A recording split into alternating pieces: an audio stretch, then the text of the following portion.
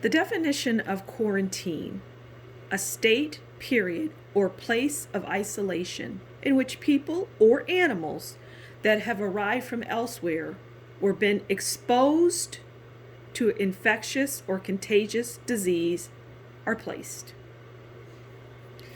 Now, that's the definition of quarantine. Yet people all over the internet and on television and so on and so forth are using this term as if they're actually in quarantine, when the majority, almost every single one of them, are not, as it relates to this coronavirus flu. They're running around saying, well, I'm enjoying my quarantine time. Well, I'm glad that you're enjoying your time, but you're not under quarantine. And I know that because you didn't say you were sick. You didn't preface it with, I'm sick and I have the COVID-19 flu, which is just the flu to me, but I am, and I'm quarantined, but I'm, still loving life. And I think it's great that you're loving life and that you're enjoying life and you're doing your thing and you're getting reacquainted with your significant other or your pet or your home, you're cleaning, you're doing all sorts of things while you're at home. You're not under any quarantine. And people are just so stupid. It's just so stupid to title your videos quarantine cooking while at home, or I'm quarantined and I'm having a party with my dog. Well, I'm enjoying this quarantine time. No, you're not. Unless you just came from somewhere and you were exposed, and that is the operative word, right? On the definition that I just read is exposed. And the words following are just as important: to infectious or contagious disease. That's where a person or animal is placed. Whether it's in your home, it's in a hospital, behind a net, in a bubble, whatever. Remember Boy in a Bubble?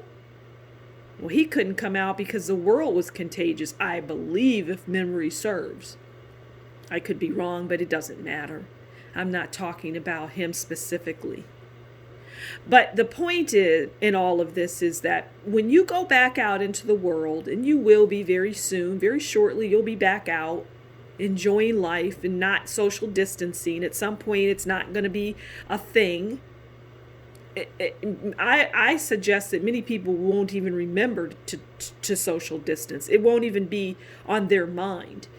But when you go back out into the real world, I would just caution your use of words that you don't have any understanding or familiarity or concept of.